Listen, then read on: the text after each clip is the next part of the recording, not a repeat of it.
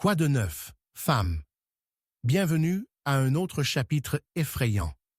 Avant de plonger dans le mystère torsadé d'aujourd'hui, Mademoiselle Marple et le meurtre au village de Briar Hill, frappez-moi, qu'est-ce qui vous a fait sourire aujourd'hui et d'où écoutez-vous? Je présente vos histoires dans la prochaine goutte, alors ne soyez pas timide. Maintenant, prenez votre thé, tamisez les lumières et préparez-vous, parce que rien dans les chuchotements dans le brouillard n'est jamais ce qu'il semble. Commençons. Chapitre 1. La porte verrouillée à minuit. La pluie implacable a glissé les fenêtres de St. Mary Mead, comme une armée de minuscules soldats, un écho de pas urgents accompagné de la douce craquette du tonnerre. Au cœur de la tempête se tenait le grand manoir Barrow, sa silhouette éclipsant les chalets environnants. Chaque fenêtre, un œil sombre, regardant les secrets se dérouler à l'intérieur. C'était le genre de nuit qui, picotement la colonne vertébrale, tirant des chuchotements de méfaits brumeux et de figures camouflées se retirant dans les ombres. Dans la bibliothèque de Barrow Mansion, célèbre pour ses lustres décadents qui brillaient désespérément contre l'obscurité oppressive, se tenait Mademoiselle Jane Marple. Elle a été enracinée sur place, son visage généralement serein, gâché par une expression d'horreur alors que son regard tombait sur la scène devant elle. Ce ne sont pas les murs vert dragon, bordés de tomes poussiéreux, qui ont fait courir son cœur. C'était plutôt la vue de Lord Percival Barrow, étendu sans vie à travers le sol. « Miss Marple, vous devez nous aider !» cria Clara Barrow, sa nièce, brisant la paralysie du choc. Elle est apparue derrière un fauteuil en cuir, son visage cendré et les yeux écarquillés de peur. Quelqu'un a verrouillé la porte de l'intérieur. Les serviteurs ont peur, et j'ai peur de savoir ce qui s'est passé. « Viens maintenant, chère Clara. » Miss Marple a coaxié doucement, sa voix un baume apaisant contre la tempête de rassemblement. « Premièrement, pouvez-vous me dire la position de la porte? Était-ce verrouillé lorsque vous êtes entrée? » Clara se mordit la lèvre, la mémoire tranchante comme un couteau. « Oui, j'ai frappé et frappé, mais il n'y avait pas de réponse. Je craignais qu'il soit tombé malade. Ce n'est que lorsque j'ai réussi à l'ouvrir que je l'ai trouvé mort. Et une partie du chaos de la pièce suggère qu'il n'était pas seul. » Poussant à travers l'anxiété de picotement, Mademoiselle Marple s'est agenouillée par le corps de Lord Barrow. Dark Crimson était visible sur le revers de son manteau de l'après-midi, suggérant une confrontation violente, mais rapide. Elle tourna son regard vif vers l'environnement. En effet, la pièce était en désarroi, des livres dispersés, le fauteuil askew, une crosse de cigarette tachée de nicotine, faisant semblant d'être inactive au coin de la table en ébène. Un grondement doux de tonnerre a roulé à travers les vitres, alors qu'elle examinait le bureau à proximité. « Clara, ton oncle, attendait-il quelqu'un ce soir? » Miss Marple s'est demandé, son ton très décontracté, comme s'il discutait de la météo plutôt qu'un meurtre inattendu. « Je ne peux pas imaginer qui l'autoriserait, » a répondu Clara, sa voix tremblante alors qu'elle se tordit les mains. C'était un homme insociable, gardé pour lui, surtout après le scandale. « Le scandale ?» résonna doucement Mademoiselle Marple. « Ah, Titch, infâme cas des fonds manquants de la société artistique, si la mémoire sert. Tout a fait la honte financière, oui. Cela aurait-il pu être quelqu'un qui tenait une rancune contre lui? » Clara frissonna. Ses yeux brillaient avec des souvenirs. « Oui, mais c'était il y a des années. Tout le monde a oublié les détails maintenant. Tout le monde, sauf moi. L'oncle Percival pourrait toujours être un homme difficile. Il avait un moyen de se faire des ennemis, comme le jeune Léonard, l'artiste qui a eu sa carrière ruinée en raison de l'exposition par l'oncle de ses... Les yeux de Mademoiselle Marple brillaient de franchise. Vous avez dit Léonard, Léonard Sinclair, le peintre. Clara hocha la tête avec ferveur. Il est venu il y a quelques semaines, exigeant un dernier paiement pour le portrait qu'il avait peint. L'oncle était dédaigneux. Cela aurait-il pu le provoquer? Assez probable, murmura mademoiselle Marple, alors que ses yeux volaient dans la pièce. Pourtant, je déteste prendre des conclusions sur la base de preuves rares. Il semble y avoir autre chose. N'y a-t-il pas? Une circonstance très curieuse concernant l'état de la porte. Mais Miss Marple s'était verrouillée. Clara a insisté, ses yeux se précipitant vers la porte du chêne encadrée en acajou, sa poignée en laiton scintillante de façon inquiétante. Vous l'avez dit vous-même. Verrouillée, en effet, a convenu mademoiselle Marple, se levant sur ses pieds. Mais veuillez considérer la mécanique de cette serrure. Cela vous dérangerait-il? Vérifieriez-vous une clé?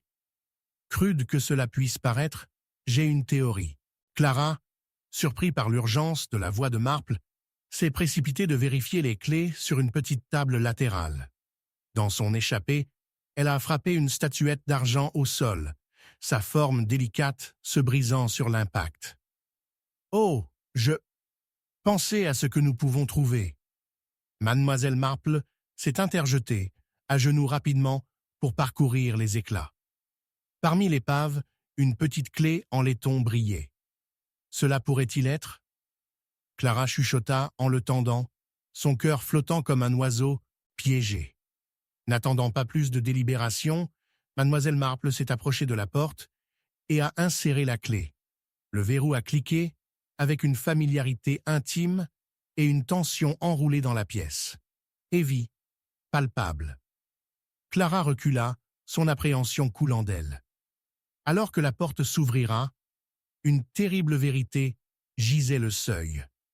Là, sur le tapis persan vibrant, une note humide flottait de façon inquiétante, tachée d'encre et de pluie. Le cœur de mademoiselle Marple s'est accéléré alors qu'elle l'atteignait, reconnaissant le gribouillage qui avait hanté l'air quelques heures auparavant. Le message était indubitable, mais inquiétant. Demain, tout sera révélé. « Mademoiselle Marple !» Clara cria, l'air pâle comme le tissu de sa robe. « Qu'est-ce que cela signifie? Sommes-nous piégés dans ce cauchemar? »« Pas piégés, ma chère, » répondit mademoiselle Marple, ses yeux fixés sur l'encre, son esprit coulant avec des possibilités. Mais la tempête vient de commencer. Soudain, le carillon lointain de la tour de l'horloge résonnait, leur rappelant le vol du temps, chacun coche comme un rythme cardiaque étouffé. Un examen sévère avait dévoilé juste la pointe de l'iceberg et un plus grand puzzle se tenait devant eux. « Une chose est certaine, Clara, » dit-elle, se retournant vers elle. « Nos vies ne reviendront jamais à ce qu'elles étaient avant cette nuit. » Alors que le Thunder grondait au-dessus, mademoiselle Marple savait une chose. Le prochain chapitre de ce conte noir ne faisait que commencer. Chapitre 2. Une lettre, trop tard. La pluie se battait de manière persistante contre le verre embué de la fenêtre du salon dans le chalet pittoresque de Miss Marple, un rappel rythmique de la tempête croissante à l'extérieur. Depuis les limites sûres de son fauteuil, elle regarda dans l'obscurité enveloppante, son châle en tricot, enroulé étroitement autour de ses épaules, fournissant à la fois de la chaleur et du confort, alors que le monde frissonnait dans les averses. La soirée avait commencé, comme les autres, jusqu'à ce que le coup calme à sa porte ait brisé le calme avec une urgence troublante. Mademoiselle Marple, la voix essoufflée, appartenait à Harold Simmons, le facteur local, des gouttes de pluie scintillant dans ses cheveux comme des étoiles mal placées. Il a serré une enveloppe humide dans sa main, ses bords se recourbant d'humidité. « Vous devez venir tout de suite au Silverwood Manor. » Intriguée et alerte instinctivement, Mademoiselle Marple Rose, ajustant ses lunettes avec une grâce pratiquée. Silverwood Manor, un édifice inquiétant, même les plus ensoleillés, a fait l'objet de potins chuchotés depuis le meurtre de Lady Eleanor la semaine dernière.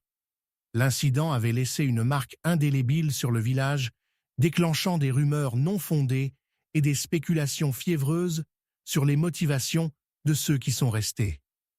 « Qu'est-ce que c'est? Que s'est-il passé ?» demanda-t-elle, son cœur s'accélérant. Elle ressentait le tremblement de la voix de Simmons comme s'il avait été témoin de quelque chose de terrible. « C'est Lord Selwyn. Il est... Eh bien, il a trouvé quelque chose. » balbutia Simmons, son visage pâle dans la lumière vacillante du couloir. Une lettre. Une lettre qui, selon lui, peut faire la lumière sur la tragédie. Lors d'une nuit comme celle-ci, Miss Marple a sonné, l'inquiétude se glissant dans son esprit. Outre la voix, M. Simmons, le voyage vers Silverwood Manor était périlleux.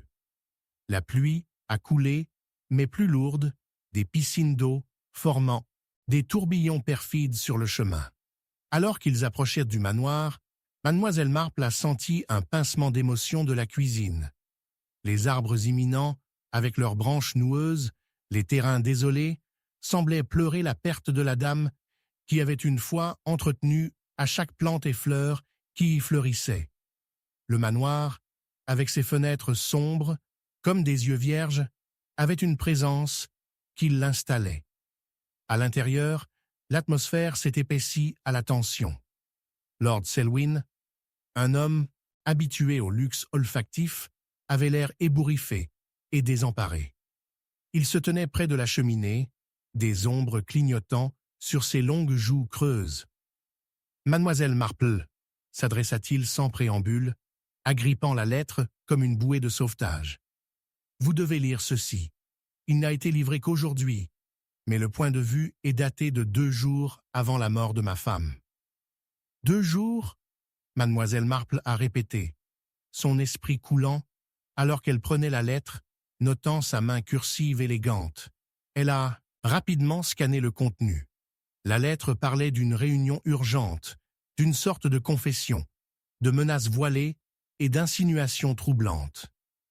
Lady Eleanor n'était évidemment pas aussi adorée qu'elle était crue, murmura Mademoiselle Marple, reconstituant les animosités sous-jacentes allumées dans les lignes soigneusement écrites. Ce message était destiné à quelqu'un Siffique. « OMS » demanda Lord Selwyn, sa voix craquant sous le poids du chagrin et de l'anxiété. D'après le ton, je soupçonne qu'il provient de quelqu'un aigri, quelqu'un assez proche pour être au courant des affaires de la famille. La mention de désirs indésirables m'amène à croire que ce n'était pas un simple cas d'ardeur erronée. Cela peut impliquer quelque chose de plus. Alors qu'elle terminait sa lecture, l'horloge sur la pièce de manche émouvait de façon inquiétante, produisant une tension qui s'est déroulée à travers la pièce. La lettre avait-elle l'intention d'avertir Lady Eleanor d'une menace, ou a-t-elle révélé une querelle d'un amant? Demanda-t-il, ses sourcils tricotés de confusion. Les deux, peut-être, a répondu Mademoiselle Marple, son esprit grouillant de souvenirs des potins du village. Ce n'était un secret pour personne que Lady Eleanor tenait un cœur souvent roulé par le scandale et les murmures de ses enchevêtrements avaient éclaboussé les pages sociales. Et le fait qu'il ait été retardé ajoute à sa grave préoccupation. Nous devons déterminer pourquoi il ne vous a atteint que maintenant. Je convoquerai immédiatement Lady Henrietta, a déclaré Lord Selwyn, se déplaçant vers la porte, mais s'est arrêté brusquement. Mais il y a quelque chose de plus, marmonna-t-il. La note d'accompagnement n'a qu'une signature. J. Ce ne peut pas être. Ici, le manoir a grincé. Un son bas et inquiétant qui brouilla les mots alors qu'ils planaient dans les airs. Avez-vous des raisons de soupçonner quelqu'un? Mademoiselle Marple a pressé. D'après son expérience, des motifs cachés étaient souvent enterrés sous des couches d'intrigue. « Et Henrietta? Henrietta ?» Il se moqua, mais hésita, son visage se tordant de frustration.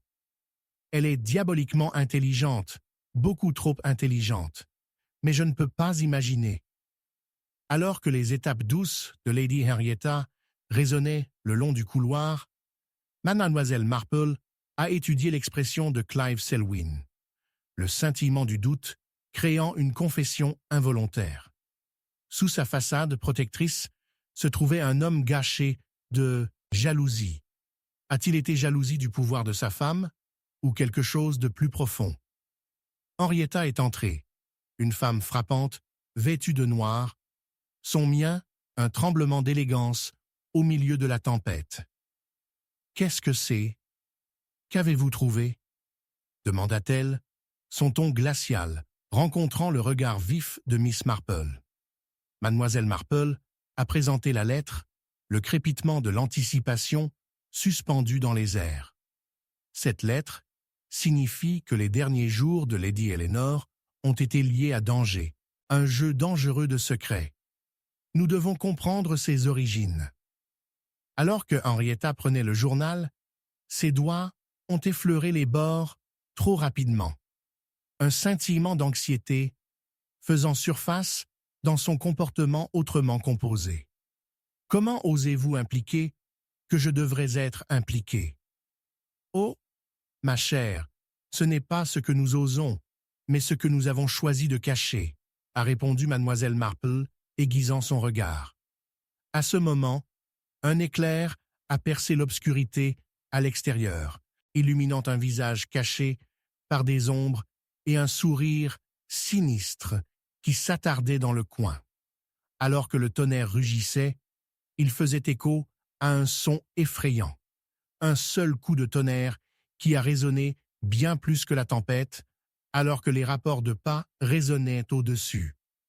Pourquoi cette lettre n'a-t-elle pas été livrée jusqu'à présent? Miss Marple a réfléchi à haute voix, mais personne ne dit la réponse, leur voix avalée par l'incertitude. Et puis, à travers le vacarme de la tempête, le son indubitable du verre se brise, résonnant à travers l'immobilité du manoir. Le cœur de Mademoiselle Marple a fait la course, chaque instinct la propulsant vers l'inconnu. La nuit avait dévoilé une obscurité qu'elle n'avait pas encore compris, la laissant saisir les fils d'un mystère complexe. Le jeu était en cours, et alors qu'elle se tenait sur le point de découvrir davantage, une vérité se profile fortement.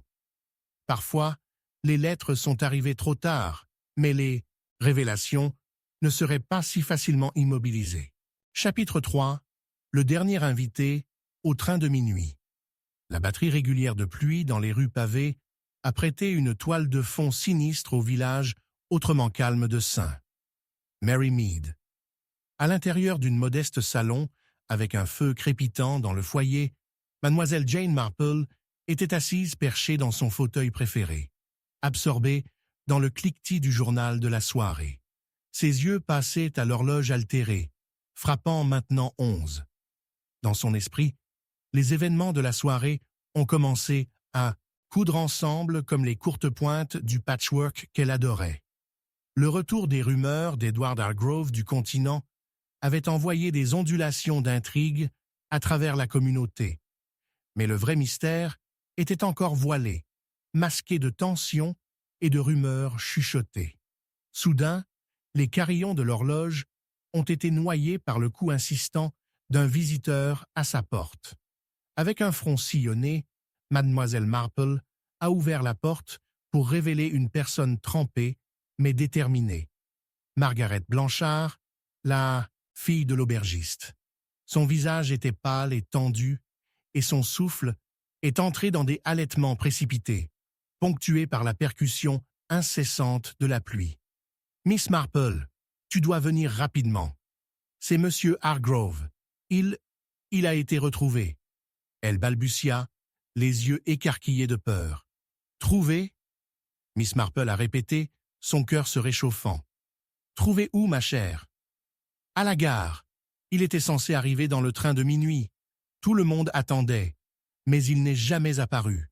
Nous avons pensé qu'il l'avait peut-être manqué, ou peut-être qu'il l'avait fait. Margaret s'est cassée, son sang-froid précaire glissant. Mademoiselle Marple lui prit la main, l'exhortant à respirer régulièrement. Se montant de sa chaise, elle a enfilé son imperméable et est sortie dans les averses. La place du village était vide, à l'exception des flaques d'éclat reflétant les lampes à gaz vacillantes et le grondement lointain du tonnerre. Ils se sont précipités vers la gare, leurs pas éclaboussaient à travers la crasse imbibée de pluie, chaque pas lourd d'effroi. En atteignant la gare, une petite foule recueillie a bondi avec des murmures tranquilles et des regards curieux. L'immobilité se sentait contre nature, comme si la rafale attendue d'arriver avait été brisée par quelque chose de terrible. « Margaret, que s'est-il passé ?» Mademoiselle Maple l'a pressée. Elle sentit l'urgence gonfler en elle.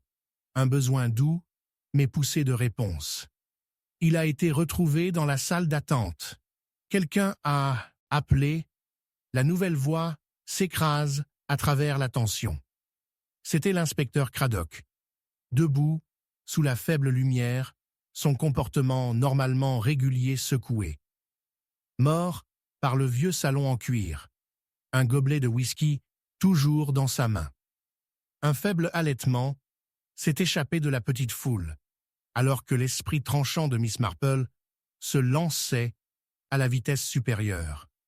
Une mort, parmi les femmes enceintes, d'un local de retour, c'était horrible, mais malheureusement, pas entièrement, surprenant, dans leur petit coin du monde.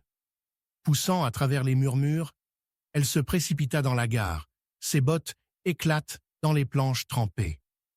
Edward Hargrove gisait contre le mur dans la salle d'attente, la faible bouffée de whisky entassant l'air, se mêlant à l'odeur de la pluie. Son visage, une fois charming et boyish, était maintenant pâle et déformé, comme s'ils étaient pris entre une surprise et un sort méprisant. Étrangement, il n'y avait aucun signe de lutte, mais quelque chose dans la façon dont sa paume se reposait légèrement sur une note pliée a attiré l'œil vif de mademoiselle Marple. « Inspecteur, » dit-elle brusquement, s'accroupissant pour étudier la note sans la toucher. « Avez-vous eu cela examiné ?» Il n'a rien été déclaré d'importance. Juste un adieu à A. Il s'arrêta, scintillant son regard aux villageois réunis, à un amoureux. L'esprit de mademoiselle Marple accourut. Une lettre d'adieu apparente, une stupeur alcoolisée, impliquée, et en regardant les gens rassemblés, elle a noté des regards dissimulés et des bavardages étouffés, l'encre des secrets de longue date se libérant. Mais une chose a tiré sur sa conscience, l'idée qu'Edward n'avait certainement pas péri par un simple excès. La vie de Hargrove ici avait sa part de drame, je m'attends, demanda mademoiselle Marple, sa voix stable alors qu'elle se levait, scrutant la foule. Peut-être que nous devrions remettre en question ceux qui sont les plus proches de lui. Il est assez tard pour cela, mademoiselle Marple. Nous devons attendre les documents, commença Craddock, mais elle l'interrompit, ses yeux vifs allumés avec le frisson de la découverte. Précisément pourquoi nous devons agir rapidement. Avant que le bon médecin ne doit être convoqué, invoquez les citadins, a-t-elle déclaré, consciente du chemin que cette tempête les conduisait. Nous ne pouvons pas permettre au sommeil de s'installer avant les surfaces de vérité.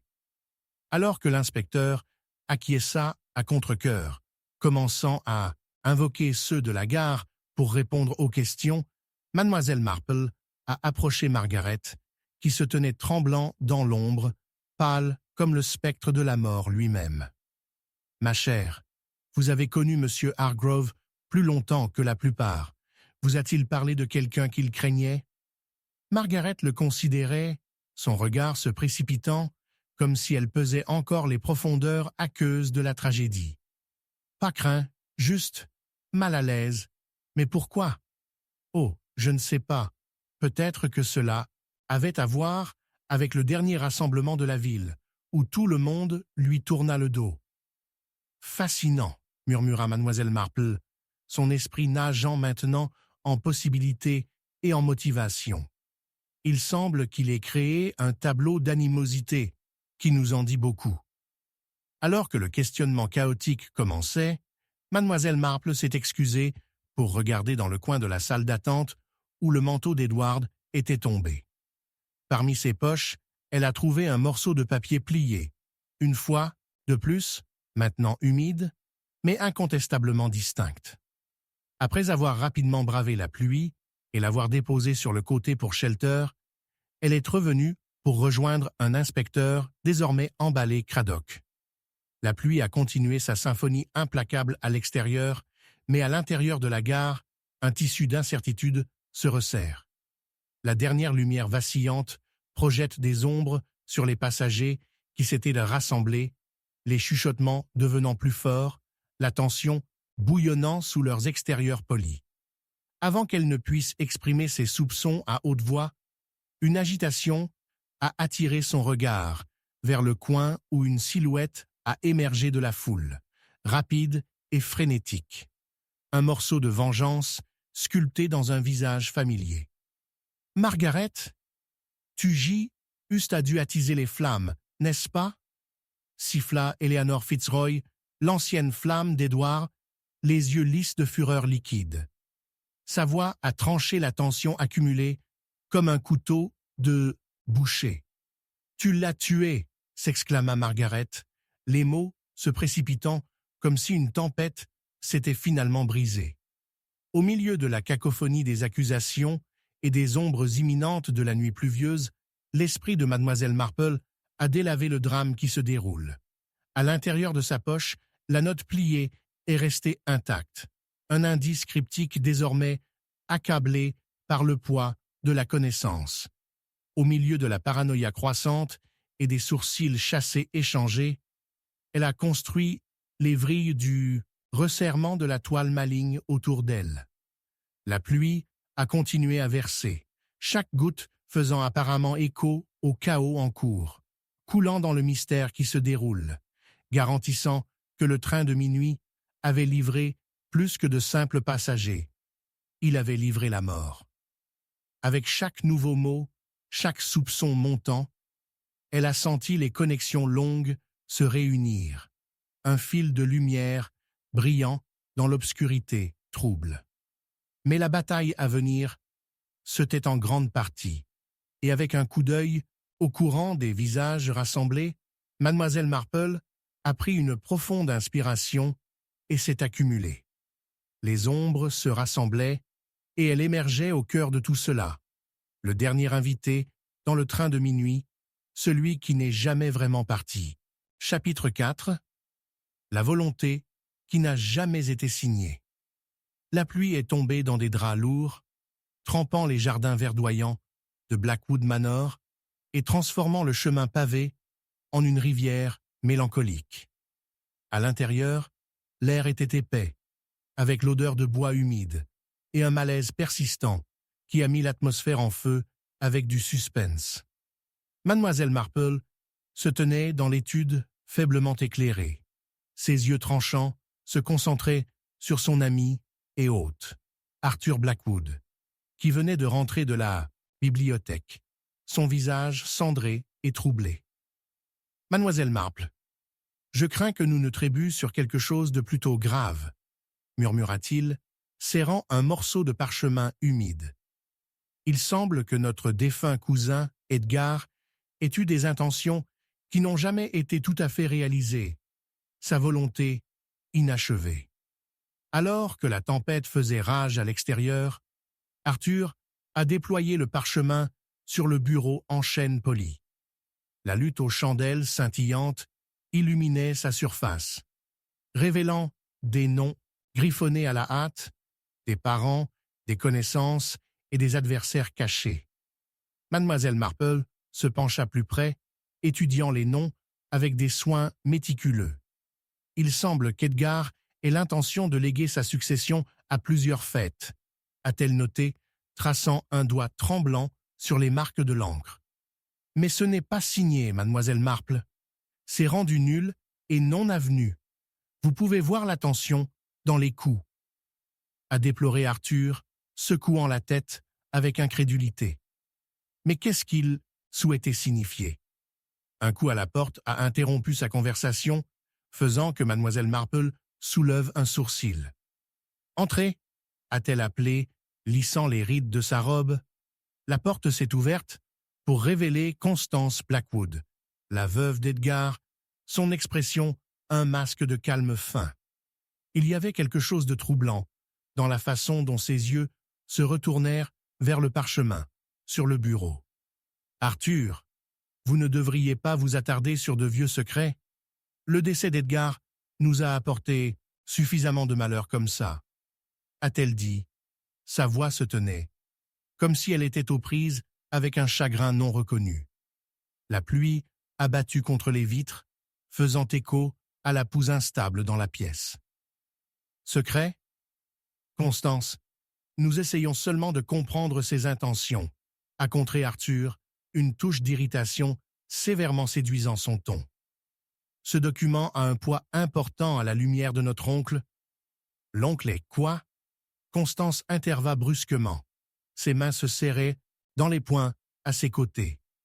Courez-vous vraiment une catastrophe? Les femmes ont un moyen de saisir des ombres, n'est-ce pas, Constance? Miss Marple a offert doucement, notant la détresse dans le comportement de Constance, mais s'abstenir de plonger plus profondément, du moins pour le moment. Arthur s'arrêta, sentant l'épaississement de la tension entre les deux. « Je crois que c'est plus que de simples ombres, mademoiselle Marple, » a-t-il déclaré, tentant de reprendre le contrôle de la conversation tout en regardant sa femme. Il est assez clair qu'Edgar a jamais calculé, et cela, il a fait un geste sur le journal, pourrait faire allusion à ses intentions. Peut-être qu'une invention destinée à protéger contre une trahison imprévue. Assez de ça. La voix de Constance trembla. C'est comme si vous éveliez des fantômes.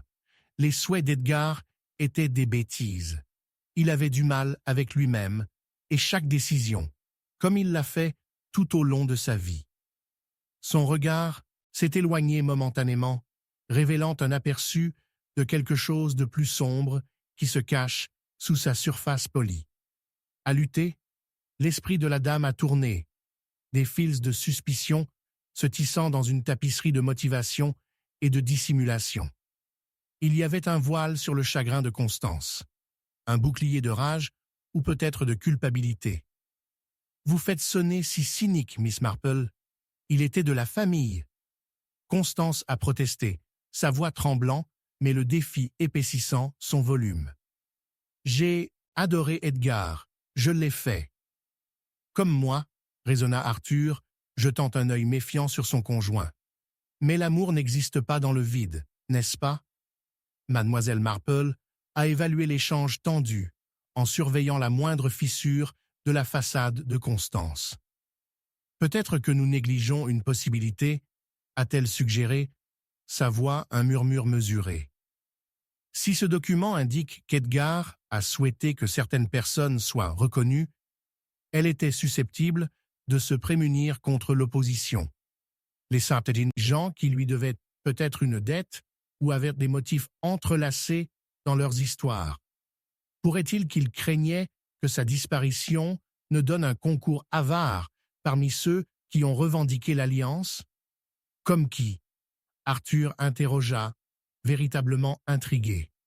Ses partenaires commerciaux me viennent certainement à l'esprit. Mais n'oublions pas son adversaire, un collègue nommé Murphy, a-t-elle répondu, rappelant des extraits de conversation dégoulinant de menaces voilées concernant leur relation. Strange, comment nous ne l'avons pas vu depuis le départ d'Edgar? Et si Edgar prévoyait des ennuis? Constance se déplaçait mal à l'aise, mais un scintillement de reconnaissance a clignoté dans ses yeux. Qu'est-ce que vous impliquez, mademoiselle Marple? Simplement que quelque chose doit sûrement les connecter tous. Les dispositions non sentimentales et les alliances voilées entourant les ambitions d'Edgar, a déclaré mademoiselle Marple, en train de baisser les cheveux éloignés derrière son oreille. Une volonté qui n'a jamais été signée, mais doit être signée maintenant. Une tentative de retravailler le récit du sang. Un crash soudain de tonnerre a noyé leurs mots, provoquant une tension électrique dans la pièce à amplifier. Et puis, au milieu des hurlements du vent, ils l'ont entendu. Un craquement doux, un pas, des pas approchant la porte de l'étude. Le cœur de mademoiselle Marple a parcouru d'anticipation, alors que la porte s'ouvrait lentement, révélant une silhouette sombre. Sur le seuil, c'était le frère d'Edgar, Victor, les yeux grands de panique et quelque chose de plus, danger. Meurtre, il haleta, essoufflé. Meurtre dans la bibliothèque. Les mots se sont installés comme un poids sur leur cœur, l'atmosphère épaississant avec une terreur. Mademoiselle Marple se redressa, les fils de l'intrigue tricotant dans son esprit. Est-ce que l'Edgar était inachevé, ne sera-t-il qu'un puzzle, ou était-ce une dernière compréhension désespérée de dénicher la vérité? Alors qu'ils échangeaient des regards horrifiés, mademoiselle Marple savait qu'il y avait beaucoup plus dans cette histoire trouble que la simple discorde familiale. Avec le penchoir effrayant, ce temps glissait à travers leurs doigts, elle s'avança, son esprit tournant en action. Le vrai drame se déroulait à peine, et la promesse de la vérité inévitable les attendait. Chapitre 5. Ombre dans le jardin. La pluie est tombée dans un rideau implacable, battant contre les chemins pavés de St. Mary Mead, avec un rythme insistant. L'air du soir, épais d'humidité, portait des chuchotements de secrets, comme si le village pittoresque était masqué dans une histoire inédite. Mademoiselle Marple se tenait à sa fenêtre, regardant le crépuscule sombre, ses mains berçant doucement une tasse de thé fumante. Elle sirota, savourant la chaleur, lorsqu'un coup soudain, tranchant, à sa porte, a percé par le son de l'incendie, la faisant déposer la tasse avec un tintement doux. « Miss Marple » est venue une voix essoufflée. C'était le gendarme Perkins, sa casquette imbibée de pluie, dégoulinant sur le sol poli. « Vous devez venir rapidement. Il s'agit de Monsieur Ambrose. » Pétue, mademoiselle Marple la suivit dans la nuit, son manteau en laine tira serré autour d'elle. Monsieur Ambrose, le propriétaire reclus du grand Rosewood Manor, avait fait l'objet de potins récents. Bien que perçu comme excentrique, sa passion pour le jardinage l'avait fait aimer les villageois, jusqu'à une série d'incidents troublants ont commencé à murmurer à travers la ville. Cette soirée particulière, alors que la pluie continuait sa symphonie, un palais étrange, accroché au manoir, levant les poils à l'arrière du cou de Miss Marple. À leur arrivée, les rosiers tentaculaires avaient l'air fantomatique sous le clair de lune presque gonflé, des pétales humides, scintillant, reflétant la lumière douce. Un groupe de spectateurs, en difficulté, s'est regroupé près de l'hélice enchevêtrée des vignes, qui a conduit à la préhenne-serre de Monsieur Ambrose. Les yeux passionnés de mademoiselle Marple ont repéré la figure de madame Wheeler, le fleuriste local, et un rival souvent suspendu du botaniste reclus. Elle se tenait, la main sur ses hanches, le visage pâle de choc. « Il est parti, a disparu de sa propre serre », s'exclama madame Wheeler. Sa bravade habituelle se déshabille, ne révélant que les tremblements de la peur. Un murmure collectif a balayé la foule, les yeux se faisant face à face à face. Chaque personne, aussi intriguée qu'elle, était inquiet. « Parti? Que voulez-vous dire parti ?» demanda mademoiselle Marple, se rapprochant du groupe. Son cœur battait la course, le frisson familier d'une mystérieuse énigme qui bouillonne en elle. Madame Wheeler a fait un geste vers la porte de la serre, et ensemble, ils ont tous franchi le seuil, l'odeur de la terre humide et de la décroissance florale agressant leurs sens. À l'intérieur, l'air, étouffait, épais d'humidité. Des pots bordaient les étagères, leur contenu un témoignage vivant du talent de M. Ambrose. Pourtant, au centre du chaos, se trouvait une plante renversée, un sol sombre, parsemé comme un secret renversé sur le sol carrelé. Quelque chose brillait au milieu du chaos, et Mademoiselle Marple s'est accroupie pour enquêter. Là, coincé dans les racines noueuses d'une plante de jasmin tentaculaire, était un mince médaillon en argent. Comment cela est-il venu ici? Se demanda-t-elle, à haute voix, ses yeux se retournant vers Madame Wheeler. Le visage du fleuriste s'était entièrement épuisé de couleur, alors qu'elle recula, trébuchant presque. « Je n'ai pas remarqué ça, » balbutia-t-elle, les yeux dardants. Cela devait être là depuis le début. « PS » a répondu Mademoiselle Marple, son esprit cataloguant déjà cette nouvelle pièce du puzzle. Mais pourquoi M. Ambrose garderait-il une telle chose dans la serre? Il a un air d'intrusion à ce sujet. Un coup par-dessus les a tous surpris, et tout le monde leva les yeux, les cœurs courts. Peut-être qu'il prend juste du temps seul, a chuchoté un villageois, essayant de se convaincre. Mais Mademoiselle Marple ne pouvait pas secouer le sentiment que quelque chose de beaucoup plus sombre s'était produit.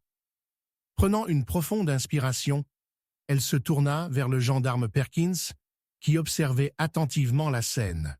« Le médaillon, » a déclaré Miss Marple de manière décisive et significative.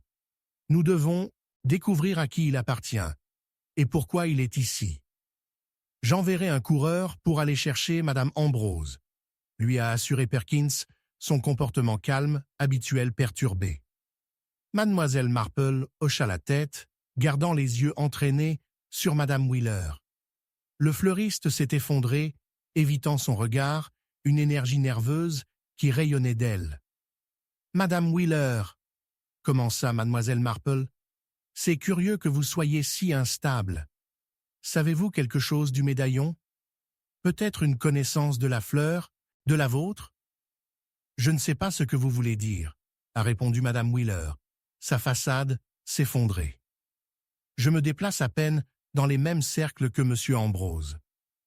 Préfériez-vous rester avec vos fleurs ou préférez-vous divulguer vos connaissances, quel que soit cela? » Mademoiselle Marple a pressé, sa voix patiente, mais ferme. Les engrenages de déduction se sont tournés tranquillement dans son esprit, chaque changement produisant une autre préoccupation. Avant que Madame Wheeler ne puisse répondre, un cri soudain résonnait de l'extérieur des panneaux de verre de la serre. Perkins se précipita à l'extérieur et Miss Marple a suivi, l'air épais de tension. Là, près de la tonnelle complexe entrelacée de glycine, se tenait une silhouette trapue, un jeune homme frénétique et boueux, serrant quelque chose dans sa main. « Aidez-vous, je l'ai trouvé. » Le jeune homme était essoufflé, son extérieur dur gâché par la pâleur de la peur. « Monsieur Ambrose il est... » Sa voix s'étouffa alors qu'il tombait à genoux, révélant l'objet dans son emprise. Un gant de jardinage ensanglanté. Mademoiselle Marple a senti son estomac se tordre, la piqûre familière de la pressentiment s'installant dans ses os. Cette nuit ne les avait pas conduits à des réponses, mais à la place dans un abîme plus profond d'effroi. « Gendarme !» cria-t-elle, son esprit se course alors que le poids du mystère s'approfondissait. Les échos de leurs cris se sont estompés dans la nuit imbibée de la pluie, alors que les instincts de Mademoiselle Marple ont commencé à murmurer avec un but, trimotant ensemble les fils dispersés de leur découverte troublante. Les shadows se sont émettés de plus en plus dans les jardins en rose, et avec ce dernier indice, elle craignait ce que l'obscurité pourrait encore être dévoilée. Chapitre 6. Un cri dans la nuit. La pluie a martelé contre les vitres du salon pittoresque de Miss Marple, un motif persistant qui se mêlait au gémissement lugubre du vent, alors que la tempête faisait rage à l'extérieur. Le vieux village de St. Mary Mead était enveloppé dans l'obscurité, à l'exception de quelques légers luxes de lumière en train de faire faillite à travers les rideaux des chalets. Ce fut une nuit qui a supplié le foyer et la maison. Mais pour mademoiselle Marple, c'était une nuit qui a promis quelque chose de bien plus sinistre. Soudain, un cri effrayant a percé la nuit, envoyant des frissons le long de sa colonne vertébrale. Il résonna dans les rues sombres comme une sirène angoissée. Sans hésitation, mademoiselle Marple enroula bien son châle autour de ses épaules et ouvrit la porte. La pluie a fouetté son visage, mais elle poussa en avant, tirée par le son qui s'est désormais évanoui dans un silence troublant. Le village était étrangement encore, mais quelque chose dans l'air se sentit comme s'il avait pris un souffle collectif. Elle se précipita à Vicarage Lane, où le bruit était à l'origine. Alors qu'elle s'approchait du contour sombre de l'ancien presbytère, sa façade autrefois fière semblait désormais entachée par des secrets cachés derrière ses murs. Elle a remarqué la flamme vacillante d'une bougie illuminant l'une des fenêtres à l'étage. Le battement d'un rideau a suggéré le mouvement, mais personne n'a émergé dans la nuit. « Penny pour vos pensées, chère mademoiselle Marple », venait une voix de la morosité. C'était Georgina Cresswell, la veuve du défunt vicaire, son visage pâle et dessiné. Elle trébucha vers mademoiselle Marple, ses mains tremblantes. « Georgina, ça va ?» Miss Marple s'est demandé, son cœur battant la course. « Je pensais avoir entendu... » Georgina frissonna, ses yeux écarquillés reflétant la chandelle. Un cri. Cela ressemblait à un jeune Samuel, mais ça aurait pu être juste le vent. Samuel, le fils du constable, le front de mademoiselle Marple sorta. Son esprit accourut, rappelant la manière timide du garçon et le regard curieux. « L'avez-vous vu ?»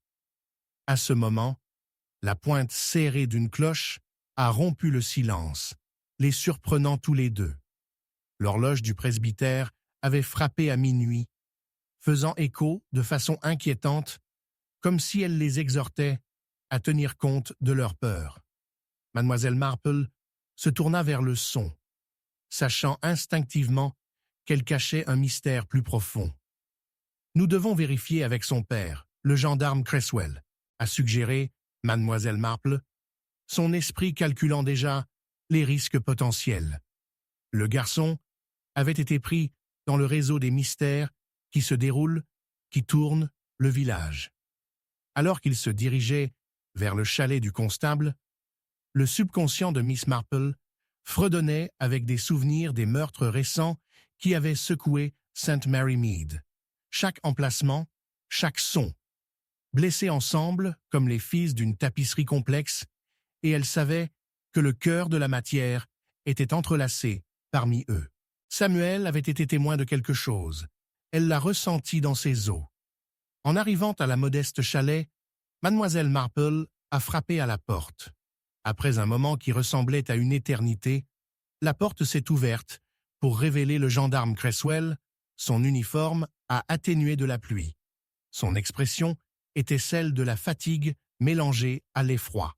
« Mademoiselle Marple, Georgina, Il fit une pause, jetant un coup d'œil par-dessus son épaule, comme pour s'assurer qu'aucun intrus ne se cache à proximité. « Samuel, il est parti. J'ai entendu un cri, et maintenant il manque. »« Qu'est-ce que tu veux dire ?» Mademoiselle Marple a pressé. Une résolution d'acier s'enflammait dans son cœur. « Est-il parti ce soir ?» Cresswell secoua la tête, les lignes d'inquiétude gravées profondément sur son front. « Je l'ai laissé raconter des histoires par le feu pendant que je suis sorti pour la réunion du constable. À mon retour, il était parti, et tout ce que j'ai trouvé était la fenêtre grande ouverte. » L'esprit de mademoiselle Marple a commencé à chercher et à cliquer en place. « A-t-il mentionné en allant n'importe où ?» demanda-t-elle, rassemblant déjà la route que le garçon aurait pu prendre. Il était agité ce soir. Mentionné voulant explorer le vieux manoir, murmura Cresswell, son visage pâlit plus loin. Je pensais que ce n'était que des bouffonneries enfantines. Le vieux manoir? Georgina haleta. Mais cet endroit a une terrible réputation. Qui sait ce qui se cache là-bas? Mademoiselle Marple a pincé ses lèvres. C'est peut-être exactement pourquoi Samuel est parti. Il a montré une telle curiosité, un peu comme le mien. Nous ne devons pas laisser la peur être la raison pour laquelle nous lui manquons. Sans attendre une autre réponse, Mademoiselle Marple se tourna brusquement et commença vers le vieux manoir, son cœur battant d'urgence. Les ombres autour d'elle semblaient chuchoter des secrets, et même si elle pouvait discerner leurs échos, elle se sentait loin d'être seule, alors qu'ils passaient sous les réverbères scintillants. Alors qu'ils approchaient de la structure de couvaison, le vent a crié et un cliquetis résonnait de quelque part au fond du manoir. Cresswell et Georgina ont hésité, mais Mademoiselle Marple a poursuivi. « Rappelez-vous, la peur peut souvent cacher le cœur du mystère, » murmura-t-elle, son sang-froid stable alors qu'elle poussait la porte grinçante, révélant un couloir faiblement éclairé. Juste à l'intérieur de l'entrée, elle a repéré quelque chose, un vieux morceau de parchemin froissé allongé sur le sol. Elle se pencha pour le récupérer, le dépliant avec des doigts tremblants. En lisant, ses yeux s'écarquillèrent de compréhension. « Cresswell, c'est une carte !» s'exclama-t-elle, sa voix tremblant avec excitation et effrayante. « Regardez, il marque la cave et a des mots griffonnés. La vérité se trouve en dessous. Mais tout comme la réalisation s'installe, le silence a été percé par un autre cri à couper le souffle des profondeurs du manoir. Un appel à l'aide d'une voix indubitablement familière. « Samuel !» Avec cet appel en écho suspendu dans l'air chargé, Mademoiselle Marple a senti que les pièces tourbillonneraient en place. Il devait agir maintenant. Le temps était de l'essence et le danger s'est brassé dans l'ombre de l'ancien manoir. « Rapidement !» exhorta-t-elle, entraînant la voix plus profonde dans le manoir, tandis que la pluie continuait de se déchaîner contre les murs, masquant la tempête croissante de secrets qui les enfermaient. Chaque pas résonnait, faisant écho à la course contre le temps et l'éveil sombre des vérités qui auraient été enterrées.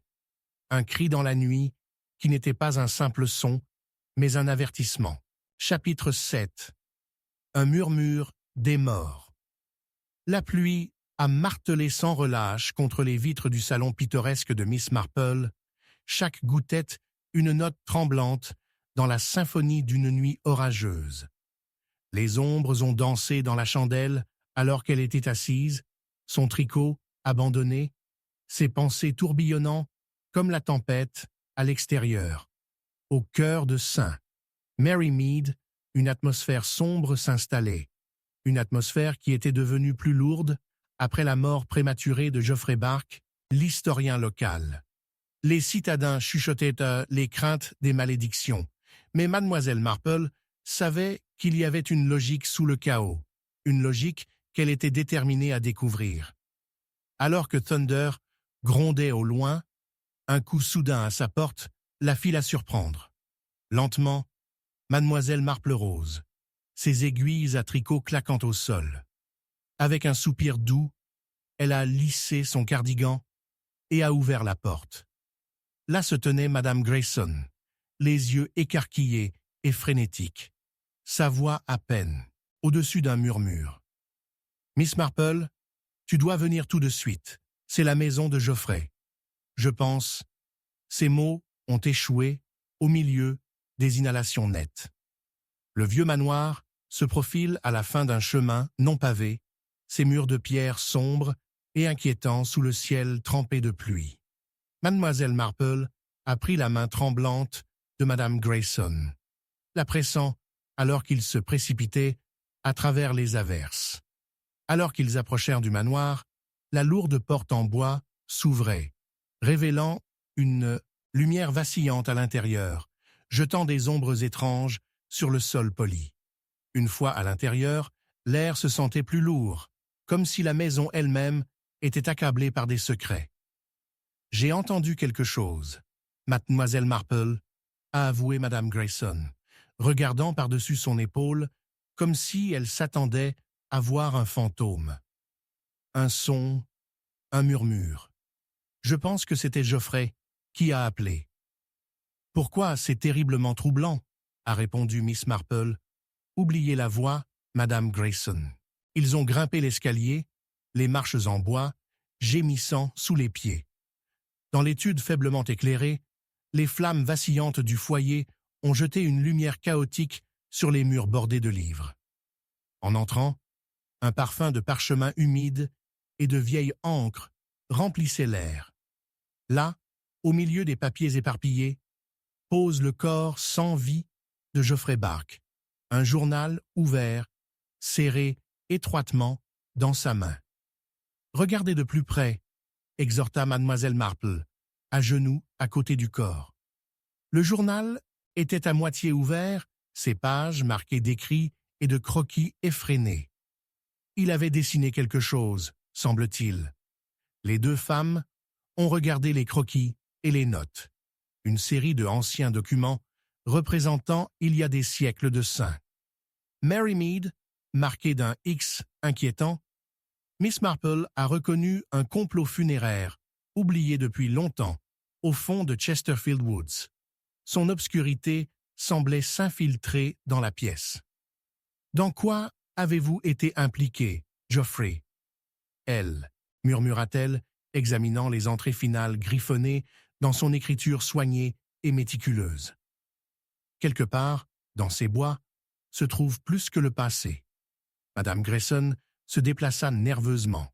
« Nous devrions appeler la police. » Mademoiselle Marple a pincé ses lèvres, compte tenu des implications. « Pas encore. Il peut y avoir des indices ici que nous devons découvrir en premier. Regardons le reste de son être, aspiration. » Alors qu'il commençait à traverser les papiers de Geoffrey, le son qui les a surpris n'était pas un autre coup de tonnerre, mais le grincement indubitable de la porte d'entrée, se balançant, une rafale de vent qui souffle dans l'étude, diffusant les papiers en désarroi. L'atmosphère se déplaça, se refroidissant les esprits. Une silhouette se tenait au seuil, sa silhouette décrit contre la faible lumière. L'inspecteur Craddock s'avança, son front sortant. « Je suis arrivé juste après toi. » Mademoiselle Marple le regarda, les yeux pointus de curiosité. « Une arrivée inattendue, inspecteur. Vous devez venir rapidement. Geoffrey est mort, je peux le voir, interrompit-il, entrant et évaluant la pièce avec ses yeux passionnés. Et vous semblez avoir découvert quelque chose d'intéressant. » L'inspecteur s'est agenouillé pour rassembler des pages dispersées. « Peut-être, inspecteur, vous vous êtes trompé, » a suggéré Mademoiselle Marple en tapant une page avec son doigt. « C'est suffisamment fascinant de contraindre le meurtre. Il semble que Geoffrey ait déniché plus que l'histoire. Il était sur le point de divulguer quelque chose de précieux. » L'inspecteur Craddock l'a étudié, une ombre éphémère de doute traversant ses traits. « Vous pensez que c'était un meurtre et pas un simple accident? » « Il y a des ténèbres ici, inspecteur, plus profonds que ce que nous percevons. » Alors que Miss Marple trait à travers les papiers de Geoffrey, un petit parchemin plié a glissé d'un livre. Elle l'a récupéré, le dépliant soigneusement. Dans le script soigné de Geoffrey, un seul nom a été inscrit. Eliza Thornton. L'inscription a fait sa course à cœur. Eliza, la femme recluse vivant au bord de Chesterfield Woods, était depuis longtemps au centre des rumeurs concernant les légendes locales et les morts inexpliquées. « Que faites-vous de cela ?» demanda l'inspecteur Craddock, regardant attentivement. Mademoiselle Marple a tenu la note fermement, rassemblant les connexions cachées dans son esprit. Il ne s'agissait pas seulement de Geoffrey. Eliza tenait la clé, tout comme les bois mêmes où les secrets ont été enterrés. Je crois que Geoffrey aurait pu trébucher dans une histoire plus sombre, des vérités chuchotantes mortes que certains préfèrent se taire. Avant que l'inspecteur ne puisse répondre, le faible son de chuchotement a enfilé dans les airs, refroidissant leurs os. Il est devenu plus fort, faisant écho au nom. Eliza. Eliza. Le cœur de mademoiselle Marple a fait la course à la réalisation. Les morts tentaient en effet de communiquer, mais ce qu'ils ont révélé ne faisait que se faire surface. Nous devons parler avec mademoiselle Thornton, inspecteur. C'est impératif. L'inspecteur Craddock a fait un pas vers la porte, mais a hésité. Après avoir appelé une ambulance, avec une lueur dans ses yeux, mademoiselle Marple a intervenu. Aucune ambulance encore. Nous sommes plus susceptibles de découvrir une vérité avant que les autres ne commencent à écouter, ou regrettent leur silence. Alors qu'ils se tournaient pour quitter la pièce, les nuages sombres à Tadessigny, l'extérieur, se séparèrent une fraction. Le clair de lune se répandant à travers la fenêtre, révélant les croquis pressés contre le mur. Une série de symboles particuliers sous les gribouillis précipités. Un froid a balayé elle. À l'intérieur de ces bois, des échos du passé, une vérité entrelente aide avec la mendicité actuelle d'être exposée. L'intuition de mademoiselle Marple appliqua, attachant les fils ensemble. L'identité du meurtrier semblait dangereusement proche. Cependant, révélant qu'il devait déchaîner une tempête qui lui est propre. Avant l'aube, nous devons nous dépêcher, a-t-elle exhorté, entrant dans la nuit orageuse. Car les chuchotements des morts peuvent être malheureux à ignorer. Alors qu'ils sortaient du manoir, de lourdes gouttes se sont battues sur le toit, et un vent soudain a envoyé des chuchotements tourbillonnant autour d'eux, promettant des révélations et du danger, tous culminant au bord du bois.